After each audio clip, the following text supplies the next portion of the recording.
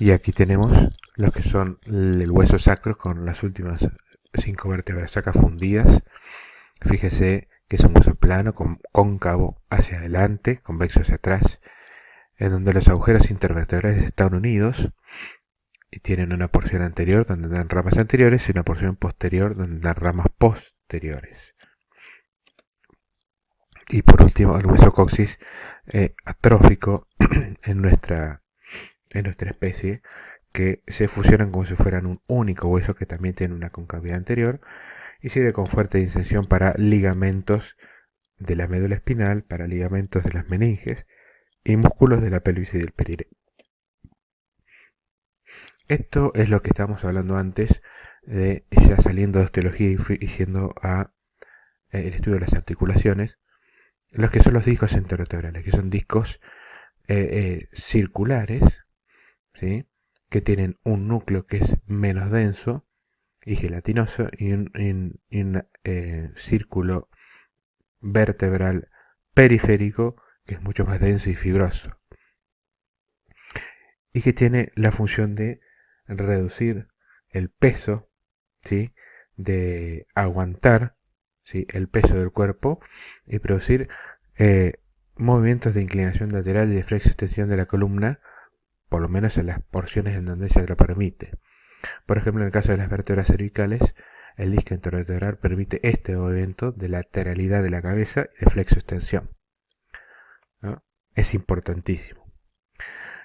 Y siguiendo luego los discos intervertebrales, los ligamentos de la columna. La columna está sigue su eje longitudinal y está fija, ¿sí? Por distintos ligamentos que vamos a leer en continuación y que son importantes que lo tengan en cuenta.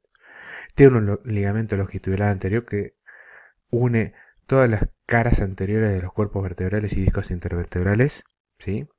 Un ligamento longitudinal posterior que hace lo mismo que el anterior, pero de la cara posterior de los cuerpos vertebrales. Un ligamento amarillo que discurre entre lámina y lámina, ¿sí? Un interespinoso, ¿sí? Y un supraespinoso que une las espinas entre sí y por sobre sí. Y ahora los vamos a ver más en detalle. Lo que tenemos que ver es que estos ligamentos, como el ligamento longitudinal anterior, el ligamento longitudinal posterior, el ligamento amarillo, el ligamento transverso, el ligamento interespinoso y supraespinoso, forman distintos ejes ligamentarios que mantienen la columna para que no se separe entre sí fija. Como por ejemplo el ligamento longitudinal anterior, que acá se inserta, fíjense, en el cráneo, ¿sí? En el hueso occipital, el ligamento longitudinal posterior en azul, el ligamento amarillo en amarillo, que cierra el canal medular hacia posterior, el ligamento interespinoso en verde hacia atrás. Esta es una vista de la cara anterior de la columna vertebral lumbar, en donde vemos el ligamento longitudinal anterior, y aquí es una vista posterior de los cuerpos vertebrales. Hemos seccionado el arco vertebral, en donde vemos que el longitudinal posterior, que es mucho más pequeño que el anterior, con sus vasos de irrigación venosa. Entonces fíjense como el ligamento longitudinal anterior también tiene una lordosis, acomodándose a la lordosis cervical. Y está, por supuesto, estos ligamentos vertebrales de la columna están a su vez soportados por otros ligamentos, como por ejemplo el ligamento de la nuca y ligamentos de los distintos músculos que se insertan en él. Esta es una radiografía lateral de la columna cervical, en donde vemos el cráneo por arriba, la mandíbula y la cara por delante, el tórax por debajo, la nuca hacia atrás, la parte anterior del triángulo del cuello hacia adelante, esta es la parte de la laringofaringe, en donde vemos cómo la columna cervical tiene esa lordosis y tiene que estar así, hacia adelante, y no aquí, como por ejemplo que está rectificada. Esto es una resonancia de columna, no es una radiografía, sino una resonancia, en donde se ven todos los cuerpos vertebrales en amarillo, por supuesto que esto está pintado, es así como se ve realmente, y aquí la columna vertebral perdió la lordosis cervical en su porción de columna cervical, motivo que va a llevar a distintas patologías en el paciente. la lordosis cervical, la sifosis dorsal, la lordosis lumbar y la sifosis sacrococcígea. Fíjense cómo se ve en un corte sagital de todo el cuerpo. Vamos a continuar con lo que es cráneo y cara, la parte osteológica de cráneo y cara.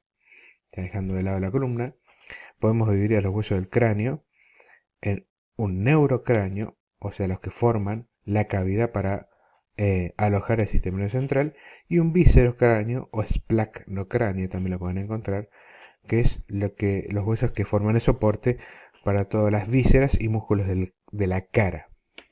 Nosotros nos vamos a dedicar a los huesos del neurocráneo. Los huesos del neurocráneo son huesos planos, ¿sí? Planos, que tenemos un hueso frontal, dos huesos parietales, derecho e izquierdo, ¿sí?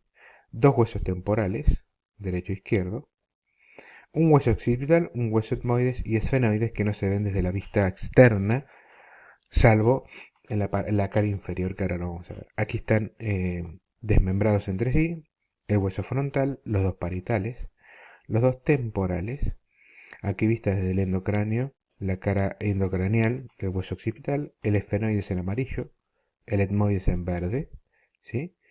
Y los huesos del esplacnocráneo que no vamos a entrar. Dentro del neurocráneo tenemos una base, ¿sí? Una base que es muy importante, porque aquí van a salir y entrar los distintos agujeros de base de cráneo, por donde se va a comunicar todo nuestro sistema nervioso central endocraneal con la periferia, y una calota o bóveda, que es como si fuese una tapa de una caja, que cumple la mínima función, que tampoco es mucho a menos, de protección del neurocráneo, ¿sí? Y para dividir lo que es la calota de la base del cráneo, ¿sí? Podemos ver una sutura anatómica imaginaria que va desde un punto de inserción del hueso frontal con los huesos propios de la nariz, que se llama glabela, un arco superciliar en donde se forman las cejas, la curvatura del hueso cigomático que sigue con la línea del hueso temporal, y por último la prolongamos hacia la protuberancia occipital externa y tenemos una línea que une de aquí para arriba, sería calota craneal, y de aquí para abajo base de cráneo. Los huesos de la calota o bóveda craneal, frontal y los dos parietales, ¿sí? Esta es la vista endocraneal del mismo. Fíjese que tiene muchas indentaduras, muchas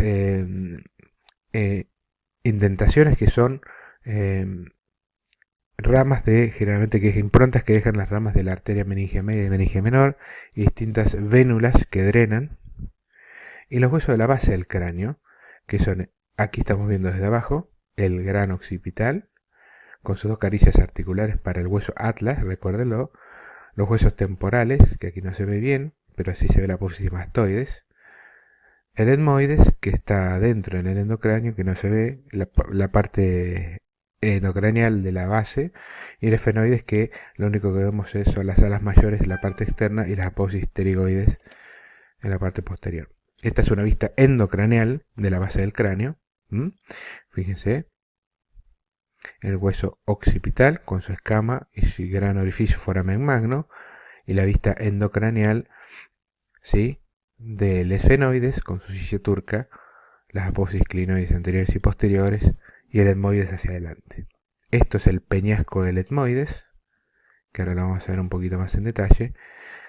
Y fíjense que la base del cráneo está muy perforada, tiene distintos agujeros, y eso es lo que vamos a ver, y lo más importante. Estos son los huesos de la base del cráneo, dentro de la vista endocraneal y la vista exocraneal, en donde tenemos el frontal, el etmoides adelante con la apófisis cresta de gallo. En rojo tenemos el hueso esfenoides del endocráneo, apófisis clinoides anteriores y posteriores, la silla turca, donde se va a alojar la glándula pituitaria, distintos orificios que ahora vamos a ver. Esto es el peñasco, que es endocraneal, ¿sí?, del hueso temporal, y la escama, ¿sí?, del hueso occipital. Lo mismo del exocráneo.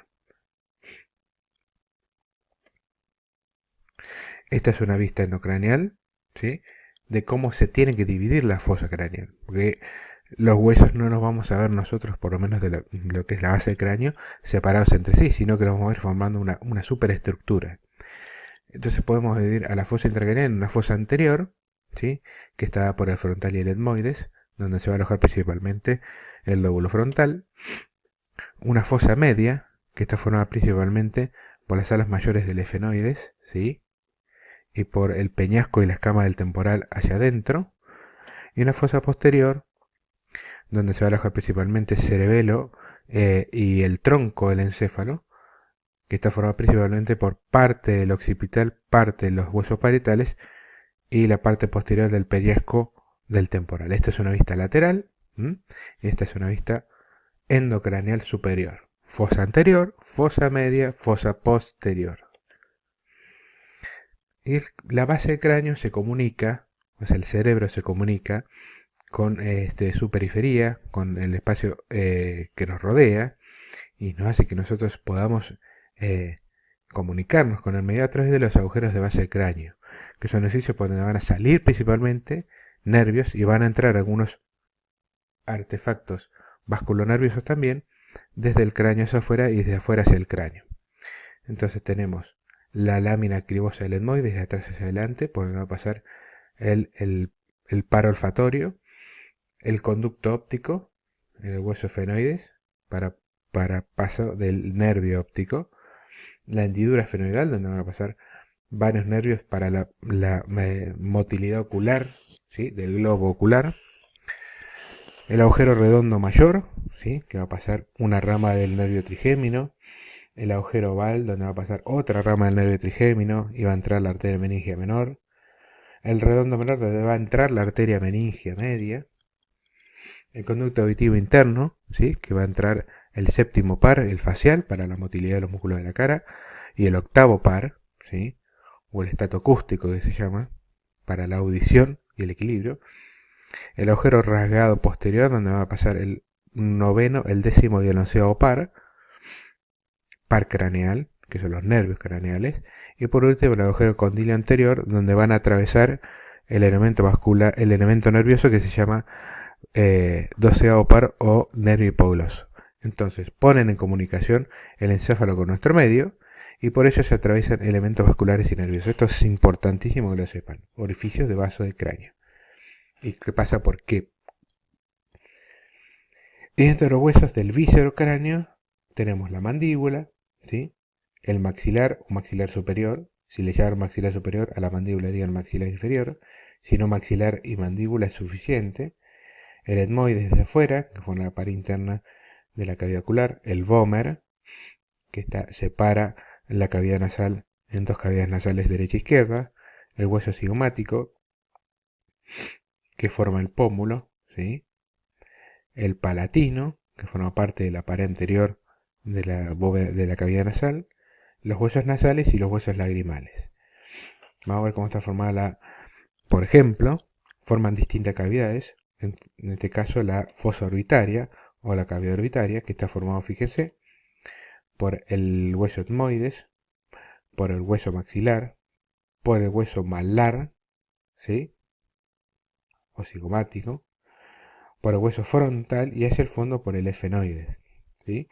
Fíjense todos los huesos que forman la cavidad orbitaria, donde se va a alojar el globo ocular. O, en este caso, un corte coronal óseo de la cavidad nasal, ¿sí? Fíjense que está formado por el vómer, el etmoides, ¿sí? Que aquí se ve bien en una placa anterior, ¿sí? Los cornetes inferiores, que es un hueso propio de la nariz, ¿sí? Y esto es una vista en preparado anatómico, ¿sí? Con un corte axial en donde vemos las dos cavidades oculares y la cavidad nasal con los distintos senos efenoidales, maxilares y etmoidales, con ya la impronta de la parte del encéfalo, los lóbulos temporales y aquí del tronco del encéfalo y cerebelo por detrás. Esta es una tomografía de acción computada que muestra lo mismo, las distintas cavidades que forman los huesos del viscerocráneo para las vísceras. Como conclusiones finales, ¿sí?